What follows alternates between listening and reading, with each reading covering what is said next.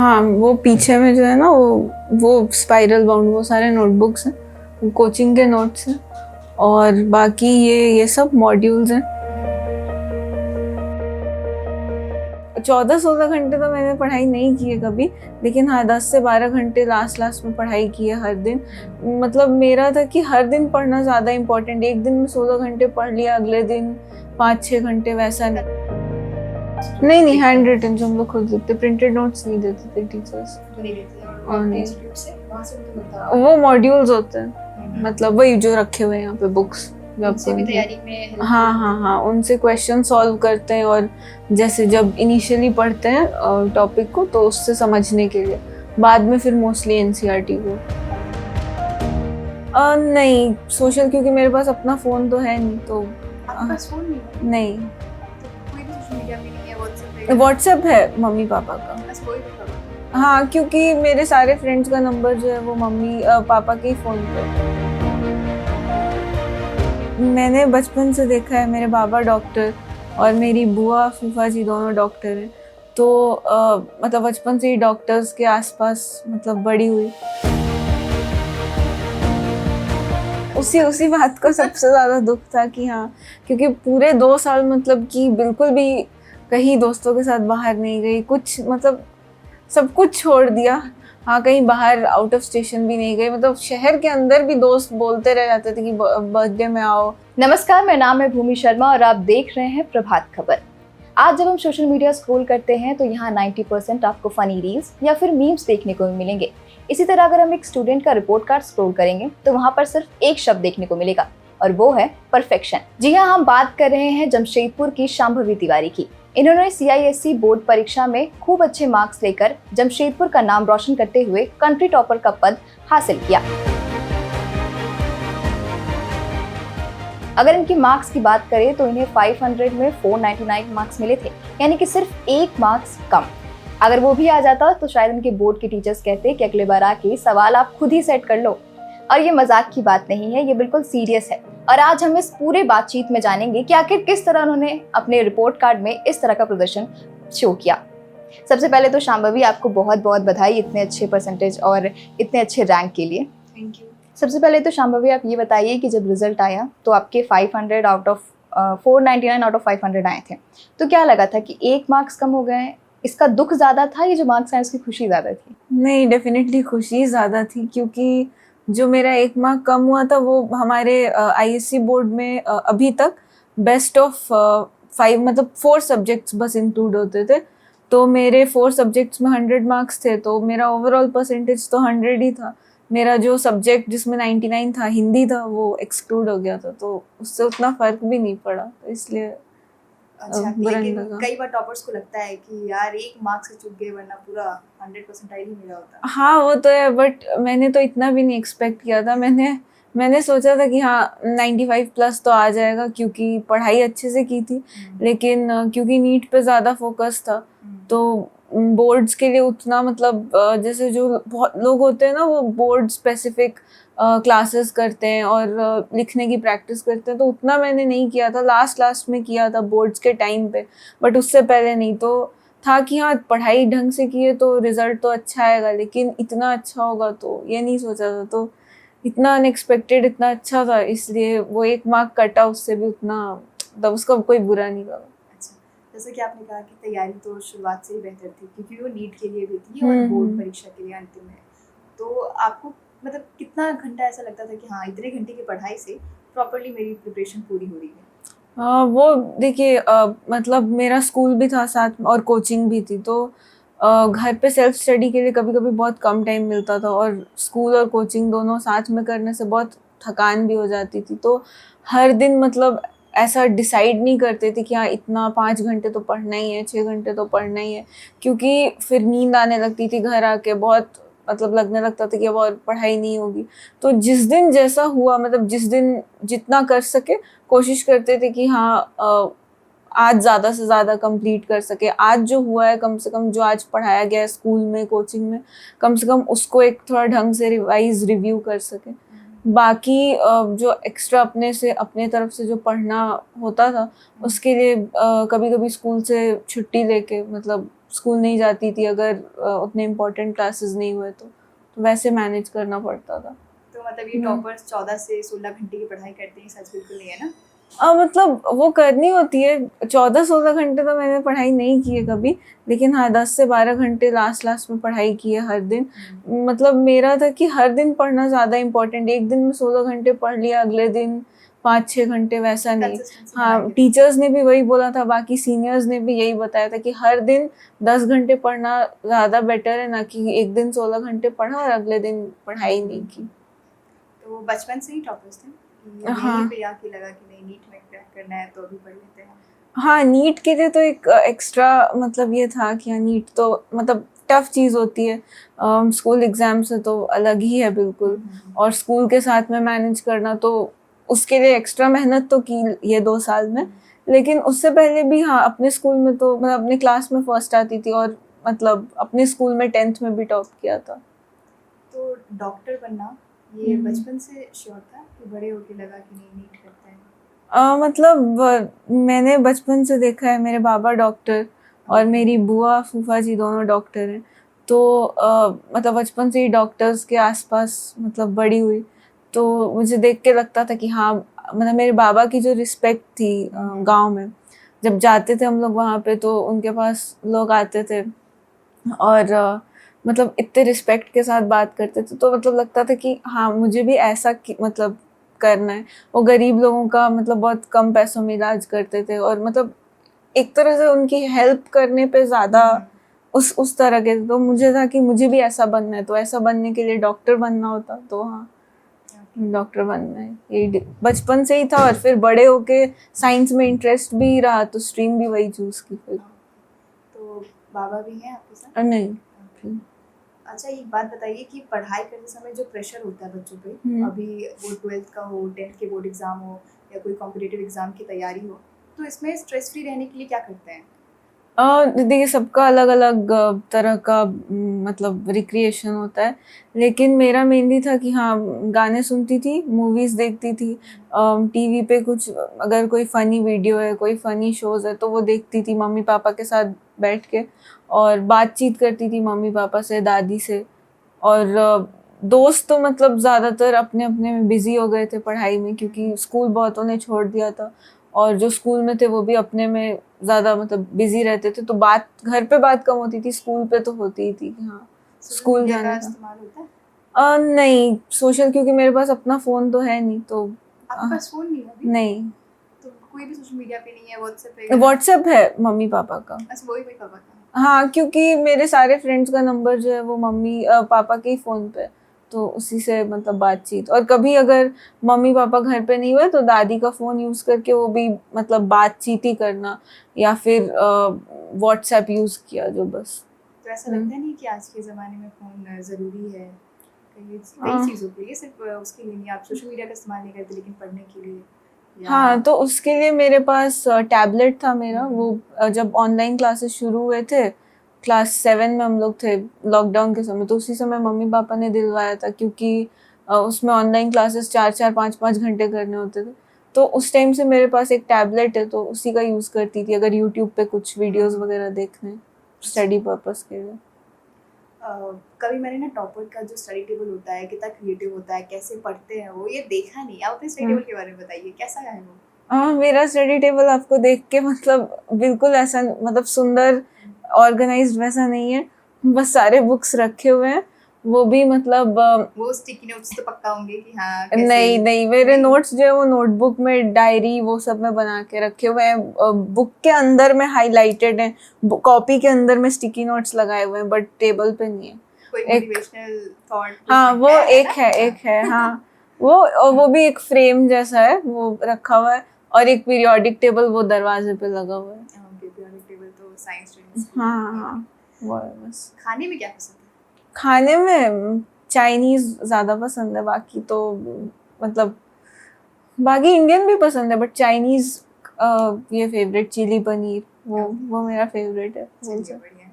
पढ़ाई के ब्रेक में खाने पीने की चीज़ों में क्या प्रेफर करते थे? मतलब कि नहीं कुछ एकदम हेवी फूड लेना है या लाइट वेट? नहीं नहीं लाइट, क्योंकि मतलब अभी तो लास्ट टाइम था हम लोगों का 1-1.5 महीने का, उसमें हमारे 2 से 5 टेस्ट होते थे और उसके बाद भी फिर घर आके फिर पढ़ाई, तो मतलब ज़्यादा देर तक बैठे रह के पढ़ाई करनी है, टेस्ट देना है, तो बहुत हैवी खाना लेंगे तो नींद आएगी, तो इसीलिए लाइट ही, मतलब सिंपल लाइट खाना ही, मम्मी जो बना दे वो, उतना ये नहीं किया खाने पे। मतलब ध्यान, मतलब मम्मी जो बनाया वो खा लिया, बस खाने के पर्पस से खाते थे कि हाँ खा लेना है, बस की एनर्जी रहे बस, क्योंकि उतना टाइम नहीं मिलता था, मतलब जैसे सुबह पढ़ाई की, उसके बाद फिर 2 बजे कोचिंग में टेस्ट होता था, तो 1:30 बजे घर से निकलना पड़ता था, फिर वहाँ पे टेस्ट दिया, डाउट क्लियरिंग सेशन हुआ, फिर यहाँ वापस आए तो थक भी जाते थे, उसके बाद फिर पढ़ाई, फिर रात तक भी पढ़ना है, तो डिनर तो लाइट ही करते थे, तो उतना मतलब कोई प्रेफरेंस लास्ट में ये नहीं किया, मम्मी ने पसंद का बना दिया तो ठीक है। अच्छा, बादाम खाने से बुद्धि तेज होती है, याददाश्त भी तेज होती है, खाते थे? हाँ, वो मम्मी खिला, मतलब देती थी कि हाँ खाओ, हाँ मतलब मोस्टली। और मतलब जैसे जब कोचिंग गए तो रास्ते में मतलब भूख लग जाती थी, कोचिंग क्लासेस से वापस आते हुए, तो मम्मी टिफिन में डाल के दे देती थी, हाँ खा लेना। बादाम का मतलब असर है। हाँ, वो तो लोग बोलते हैं कि अच्छा होता है, मतलब मेमोरी और वो सब के लिए। तो अच्छा शांभवी, आपने टॉप किया, नीट का एग्जाम भी दिया, बट नीट में जो हुआ वो तो आपको पता ही है, पेपर लीक, तो उसको लेकर आपका सबसे पहला रिएक्शन क्या था? मतलब मैं अभी तो पॉजिटिव हूँ कि हाँ ठीक है, मुझे रीनीट में बहुत अच्छा करना है, लेकिन जिस टाइम पे मतलब अनाउंसमेंट हुआ था कि हाँ पहले तो पेपर लीक, तो वो 2-3 दिन बहुत स्ट्रेस में कटे कि क्या होगा, रीनीट होगा या नहीं होगा, और जब रीनीट का अनाउंसमेंट हो गया तो पहले तो बहुत बुरा लगा, क्योंकि मतलब अच्छा चला गया था मेरा एग्ज़ाम, और मतलब मेरी तैयारी जितनी थी, अच्छी तैयारी के हिसाब से अच्छा गया था मेरा। अब वो अलग बात है कि लोगों ने इस बार, मतलब पेपर लीक हो गया था, तो फिर लोगों के 720 आ रहे थे, बहुत सारे लोगों के, और मतलब उसके वजह से क्या होता है कि मार्क्स का वैल्यू कम हो जाता है, आपके अच्छे मार्क्स भी आए होंगे तो रैंक बहुत गिर जाता है। तो मेरे साथ भी वही हो रहा था, मतलब कि वही होता, अगर वो वही चीज़ कंटिन्यू हो जाती, अगर रीनीट नहीं होता तो मेरा रैंक गिर जाता, तो फिर वही सोच के फिर मतलब लगा कि हाँ ठीक है, चलो रीनीट में, जैसे नीट में एक बार अच्छा किया था, फिर से कर लेंगे। अच्छा, ऐसा लगा कि चलो नीट में थोड़ा गड़बड़ाया भी था तो रीनीट में और बेहतर हो जाएगा? हाँ, वो थॉट तो था, मतलब क्योंकि अपने आप को पॉजिटिव रखने के लिए कुछ तो सोचना होगा। अगर ये सोचते कि यही तो मेरा सबसे अच्छा अटेम्प्ट था और यही तो मैंने सबसे, मतलब सब कुछ तो लगा दिया था इसमें और इतना अच्छा चला गया था, अब फिर से देना पड़ेगा, अगर वो सोचती तो फिर लगता कि अरे फिर अच्छा जाएगा कि नहीं जाएगा। तो अगर दिमाग में ये रखें कि हाँ इस बार तो ये गड़बड़ हुई थी, अगले बार ये सब सुधार लेंगे, तो फिर आदमी को एक मतलब पॉजिटिव एटीट्यूड आ जाता है कि हाँ अगले बार अच्छा करेंगे। तो नेक्स्ट चांस के लिए जो एक्साइटमेंट और जो भी एंथुसियाज्म है वही सोच के आए कि हाँ चलो पिछले बार जो गलती हुई थी वो इस बार नहीं होगी। पेरेंट्स का कैसा सपोर्ट था? पेरेंट्स ने तो बहुत मतलब सपोर्ट किया, मतलब वो जब रीनीट वाली जो चीज़ हुई तो उसके बाद तो मतलब मेरा एकदम था कि अरे अब क्या फिर से पढ़ना पड़ेगा, इतना 2 साल पढ़ाई की। तो मम्मी पापा ने बहुत मतलब कि उसमें इनकरेज किया कि नहीं तुम फिर से अच्छा कर लोगी, एक बार अच्छा किया है तो फिर दूसरे बार करने में तो क्या ही है, वो 1 महीने का जो वापस से जो टाइम मिला है उसमें बस कॉन्सेप्ट्स को ब्रश अप करो, टेस्ट दो, हो जाएगा। तो वो, और उससे पहले जो 2 साल में पूरे मम्मी पापा ने बहुत सपोर्ट किया। अच्छा, आपकी मम्मी भी केमिस्ट्री की टीचर है? हाँ, तो उनका सपोर्ट तो पूरा रहा होगा आपके इस जर्नी में? हाँ, मतलब जैसे बोर्ड्स के टाइम पे जैसे जो इम्पोर्टेंट क्वेश्चंस है वो सब, और बोर्ड से पहले भी सिर्फ स्कूल एग्जाम्स होते थे तो उतना टाइम तो मिलता नहीं था प्रिपेयर करने का, एक दिन का गैप होता था और चैप्टर्स बहुत सारे होते थे, मतलब 14-15 चैप्टर्स 11th के, 14-15 चैप्टर्स 12th के, तो दोनों ही मतलब फाइनल एग्जाम्स के समय मम्मी मतलब जो इम्पोर्टेंट टॉपिक्स है वो बता देती थी कि हाँ ये देख लो, तो वो सब, तो वो थोड़ा हेल्प हो जाता था एग्जाम पॉइंट ऑफ व्यू से। अच्छा, सुनने को मिले कि आपके बाबा, जो कि आपने बताया कि वो पहले से डॉक्टर थे, तो उनका जो प्रोफेशन था उनसे आप ज़्यादा इंस्पायर थी क्या आज के ज़माने में जो नीट को लेकर कहा जाए कि ट्रेंड बना हुआ है कि हर बच्चे इंजीनियरिंग और नीट की तैयारी करते हैं, उसको लेकर ज़्यादा इंटरेस्ट था?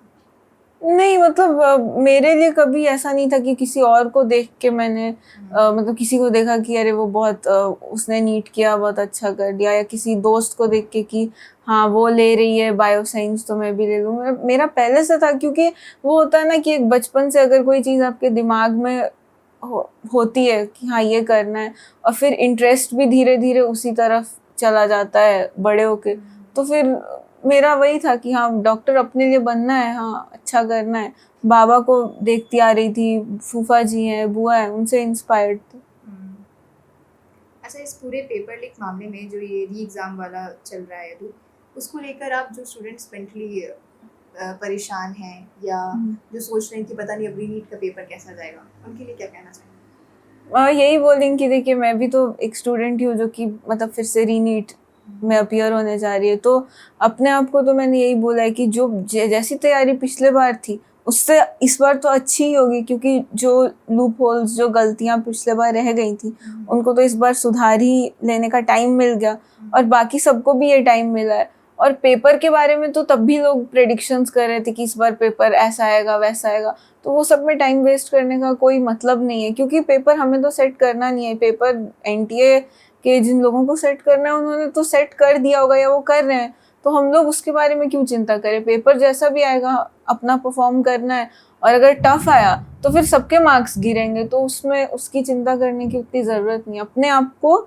कैसे इम्प्रूव करें, और अपने आप को सबसे पहले तो हेल्दी रखें, और मतलब मेंटली एग्जॉस्ट ना हो कि नीट के दिन तक लगने लगे कि अब तो नीट देना ही नहीं है। वो उस पर ज़्यादा भी फोकस करना चाहिए, ना कि पेपर लीक हो गया तो अब कैसा पेपर आएगा, उन सब बातों पर। ट्रू। ऐसा आपको लगता है कि जब तैयारी का समय आया तो आपने खूब तैयारी की, अब उसके बाद फिर पेपर लीक, अब फिर पढ़ाई करनी पड़ेगी, तो बहुत हो रहा होगा? हाँ वही, वो मतलब नहीं किया, कुछ भी नहीं किया। और स्कूल का भी मतलब स्कूल के सारे एग्जाम्स, ऐसा नहीं कि स्कूल का एग्जाम नहीं तैयारी थी तो छोड़ दिया, स्कूल के भी सारे एग्जाम्स दिए, उसमें भी अच्छा किया, और बोर्ड्स में भी किया, अभी नीट में भी एग्जाम अच्छा चला गया था, तो उस सब के लिए बहुत मेहनत की थी। और लग रहा था कि अब चलो फाइनली मेहनत का टाइम खत्म, अब मस्ती का टाइम शुरू है, लेकिन वही वो 10 ही दिन का टाइम था बस, उसके बाद फिर वापस से पढ़ाई। अच्छा, ये 2 साल में आपने कोई मूवीज देखी? हाँ मूवीज तो मैंने बहुत देखी, बट पार्ट करके, मतलब एक मूवी को 3 दिन में 4 दिन। हाँ मतलब 3 घंटे की फिल्म आपने 3 दिन में देखी? हाँ 3-4 दिन में, क्योंकि वही एक दिन में 1 घंटा तो देख नहीं सकते। हाँ बट जब लास्ट का जो टाइम आ गया, मतलब जब 1 महीना बचा था तो टेस्ट होते थे हर दिन, तो वो देख के बहुत मतलब थक जाती थी एकदम। 5 बजे तक टेस्ट दिया, फिर उसका डाउट क्लियरिंग सेशन वो लगभग 1 घंटे तक चलता था, तो फिर घर आते आते 6:30 वगैरह, 6-6:30 तो बज ही जाते थे। तो उसके बाद 1 घंटे पूरा मतलब या तो कभी कभी सो जाती थी, कभी कुछ मतलब देख लिया टीवी पे, मतलब 1 घंटा बिल्कुल नहीं पढ़ती थी, क्योंकि वो टेस्ट के बाद अपने आप को मतलब थोड़ा रिफ्रेश करना ज़रूरी होता है, क्योंकि फिर दिमाग में कोई नई चीज़ जाती ही नहीं है। उसके बाद उस टेस्ट की गलतियों को और कॉन्सेप्ट्स को वापस से रिवाइज करने के लिए एकदम फ्रेश माइंड चाहिए, तो उसके लिए उस टाइम नहीं पढ़ती थी, घर आके 1 घंटा, बाकी तो पढ़ाई बाकी टाइम में। अच्छा, किताबें पढ़ने का शौक है? हाँ किताबें पढ़ने का शौक तो मतलब है, लेकिन वही है कि पूरे 2 साल में मैंने बस 2 किताबें ही पढ़ी, मतलब नॉवेल्स, क्योंकि हाँ क्योंकि टाइम नहीं मिलता था। मूवीज वगैरह का तो क्या है कि आप मतलब हाँ एकदम, क्योंकि बुक्स का क्या है, बुक्स नॉवेल्स उसको भी पढ़ने में भी तो आपको अपना दिमाग तो यूज़ करना ही है, और एक बार पढ़ाई करके उठती थी तो लगता था कि अब कुछ ऐसा करना है जिसमें कम से कम मेरा दिमाग ना लगे। हाँ तो इतनी पढ़ाई कर रही हूँ। हाँ क्योंकि नॉवेल्स पढ़ने में जनरली मतलब अभी जो हम लोग नॉवेल्स, जो मेरे एज के लोग जो नॉवेल्स पढ़ते हैं वो सब तो सारे मतलब बड़े लोगों वाले ही होते हैं, तो अब पढ़ने के लिए थोड़ा दिमाग तो लगाना ही पड़ेगा। ऐसा तो है नहीं कि बिल्कुल ऐसे ही पढ़ने में मज़ा आएगा, तो मज़ा आता है, बट स्टोरी को समझने के लिए, कैरेक्टर समझने के लिए, आपको एंजॉय करने के लिए भी दिमाग का तो यूज़ होता ही है। तो लगता है नहीं करना, मूवी देख लिया, कुछ जोक्स, कुछ मतलब कुछ फनी वीडियो देख लिया, गाने सुन लिए या सो गए, वो ज़्यादा बेटर है, ये नहीं करना। अच्छा, आपके पापा आकाशवाणी में हैं, उन्हें भी मतलब लिखना काफ़ी पसंद होगा, तभी वो उस फील्ड में है, तो आपको कभी लगा कि कुछ कविताएं लिखते हैं या कुछ इस तरह मतलब इंटरेस्ट है इसमें? कविताएं तो नहीं, लेकिन हाँ मैं स्टोरीज लिखती थी, मतलब हाँ आर्टिकल्स वगैरह। और जैसे हम लोग का जो मतलब जो करिकुलम है ICSE का, उसमें हम लोगों के बहुत सारे मतलब डायरेक्टेड राइटिंग, ऐसे रिपोर्ट राइटिंग, आर्टिकल राइटिंग, ये सारी चीज़ें हमारी होती थी। तो स्कूल में हम लोगों के टीचर्स लिखवाते थे, तो वो मैं हमेशा खुद से ही लिखती थी। मतलब ये नहीं कि कम टाइम के लिए चैट जीपीटी से देख के कर लिया। वो सारा होमवर्क जो होता था कि report writing, directed writing, novel reviews जो होते थे, उसी के लिए मैंने 2 बुक्स पढ़े भी। बुक रिव्यू लिखने के लिए मैंने 2 बुक्स पढ़े, 2 कि हाँ वो 2 बुक्स का मतलब एक आइडिया मेरे दिमाग में रहे। तो उसमें हाँ, तो उसमें मैं खुद से लिखती थी। तो हाँ, वो लिखने का मुझे शौक है, बट पोएट्री नहीं, मतलब मोस्टली स्टोरीज या किसी तो चीज़ पे। स्टोरी जो आपने लिखी है उसके बारे में बताना चाहेंगे? मैंने मतलब थोड़ा बचपन में ही लिखा था, मुझे लगता है, मतलब 8th क्लास वगैरह तक। और उसके बाद से जो लिखा है स्कूल मैगजीन के लिए लिखा 9-10 में, बट वो जैसे टॉपिक पे आर्टिकल्स होते थे। मतलब जो मैगजीन की जो कमिटी होती थी वो मतलब वो लोग बोलते थे कि इस चीज़ पे आर्टिकल मतलब लिख के चाहिए हमें, तो उस तरह से मतलब टॉपिक्स हाँ, एक क्लास को देते थे कि हाँ इस टॉपिक पे लिख के दो, तो मतलब हम लोग देते थे, फिर वो लोग सिलेक्ट करते थे। तो फिर उसी तरह से लिखा, फिर उतना स्टोरी वगैरह नहीं लिखी उसके बाद से। अब आगे करूँगी जब टाइम मतलब मिलेगा। शौक है इस चीज़ में। हाँ। तो आगे नीट के अलावा और कुछ अगर आपका मतलब पैशन के तौर पर कुछ करना है, क्या पसंद है? पैशन के तौर पे तो मतलब क्या मतलब ये तो हॉबीज ही है मेरी, बुक्स पढ़ना और लिखना, वो सब। तो पढ़ाई में पैशन होगी क्या? नहीं, ऐसा नहीं है। मतलब मुझे म्यूजिक सीखना था बचपन में, लेकिन वो भी वही मतलब सीख नहीं पाई, क्योंकि उतना स्कूल वगैरह के साथ में मैनेज करना एक्स्ट्रा क्लासेस को डिफ़िकल्ट होता। तो वही कॉलेज में देखूंगी क्या वहाँ पे क्या मतलब है, क्या हॉबीज़, क्या अलग एक्टिविटीज़ हैं मेरे लिए पढ़ाई के अलावा। वहाँ जाके एक्सप्लोर करके पता चलेगा। अभी तो ऐसा कुछ डिसाइड नहीं किया है कि ये चीज़ फॉलो करनी है आगे चल के। अच्छा, आपने किस क्लासेस से मतलब किस इंस्टीट्यूट से पढ़ाई की 11th-12th में, या फिर नीट को लेकर स्पेशली? वो आकाश इंस्टीट्यूट है यहाँ पे साक्षी में, वहीं से। वो 11th-12th के लिए मेडिकल की कोचिंग की वहाँ बस से। आकाश से पढ़ाई की। तो ये हाँ। ऑनलाइन ऑफलाइन दोनों चलता था आपका? नहीं, ये ऑफलाइन, मतलब ये तो ऑफलाइन सेंटर है वहाँ पे, वहाँ जाके क्लासेस होते थे, टेस्ट। तो आज के ज़माने में जहाँ सभी चीज़ें ऑनलाइन मतलब उपलब्ध है, तो आपको क्या लगता है स्टूडेंट्स के लिए ऑफलाइन बेहतर है या फिर ऑनलाइन? वो तो मतलब इस पे डिपेंड करता है कि आपके आसपास ऑफलाइन कोचिंग अच्छी है कि नहीं। अगर ऑफलाइन कोचिंग अच्छी है तो फिर आपको मेरे हिसाब से ऑफलाइन ही ज्वाइन करना चाहिए, क्योंकि उसमें डाउट क्लियरिंग और अंडरस्टैंडिंग ज़्यादा बेटर होती है। ऑनलाइन में क्या होता है, आपने कोई डाउट पूछा, फिर टीचर के रिप्लाई करने का टाइम, वो कब रिप्लाई करेंगे। और ऑनलाइन में मैक्सिमम क्या कर सकते हैं, या तो पिक्चर भेज सकते हैं या ऑडियो नोट भेज सकते हैं। हो सकता है कि आपको उससे ना समझ में आए। टीचर्स का कैसा सपोर्ट था स्कूल में? हाँ, टीचर्स तो बहुत सपोर्टिव थे स्कूल में, क्योंकि मतलब अगर नीट और स्कूल को साथ में मैनेज करना है तो स्कूल का सपोर्ट होना बहुत ज़रूरी होता है, क्योंकि स्कूल मिस भी करना होता है कभी कभी, और बहुत सारे इवेंट्स और एक्टिविटीज़ जो है उनको भी स्किप करना पड़ता है। जो स्कूल के बहुत सारे ऐसी चीज़ें हैं जैसे स्पोर्ट्स डे वगैरह, उसमें उसकी प्रैक्टिस, मतलब चलिए इवेंट में तो पार्टिसिपेट करना ज़रूरी है, बट उसकी प्रैक्टिस, तो वो सबसे कभी कभी एग्जेम्प्ट होने के लिए हाँ टीचर्स ने मतलब सपोर्ट किया है। जिस दिन लैब पीरियड नहीं हुआ, प्रैक्टिकल्स नहीं हुए, उस दिन हाँ कि स्कूल मत आओ, क्योंकि उनको भी पता था कि मैं मेडिकल की तैयारी करती हूँ और कोचिंग भी कौन सी करती हूँ वो भी पता था उनको, और कितना प्रेशर होता है। तो वो लोग बहुत सपोर्ट करते थे। और स्कूल में भी कोई भी दिक्कत हुई, कुछ भी कोई डाउट है, तो वो उसको टाइम लेके क्लियर करते थे। चलिए शांभवी, बहुत अच्छा लगा आपसे बात करके, और आशा करते हैं कि आपकी री नीट वाली पेपर भी उतनी अच्छी जाए जितनी पिछले बार वाली गई, और आपको अच्छा मेडिकल कॉलेज मिले अच्छी जगह पे अच्छे रैंक के साथ। शांभवी भी एक नीट एस्पिरेंट है, और नीट के एग्जाम में हुई धांधली को लेकर उनका गुस्सा भी आपने देखा। छात्र के मन में ये बिल्कुल रहेगा कि आखिर उनकी इतनी तैयारी के बाद किसी सरकारी गलती या फिर उनके ध्यान नहीं देने की वजह से ये जो परेशानी उन्हें हो रही है, ये क्यों हो रही है। आज री नीट का एग्ज़ाम भले ही हो रहा है, लेकिन जो प्रेशर उनके ऊपर बन रहा है वो बिल्कुल ठीक नहीं है। हालांकि आपने जाना कि उन्होंने पढ़ाई कैसे की, कितने घंटे पढ़ाई को दिए, क्या क्या नई तैयारियां की, कैसे खुद को स्ट्रेस फ्री रखा, और जो भी बातें थी। अगर आपको इसके बारे में और कुछ जानना है या अपनी राय है तो वो कमेंट सेक्शन में हमें ज़रूर बताएं। अभी के लिए बस इतना ही। और अपडेट्स के लिए देखते रहें प्रभात खबर। धन्यवाद। प्रभातखबर.com, विश्वास वही, रफ्तार नहीं।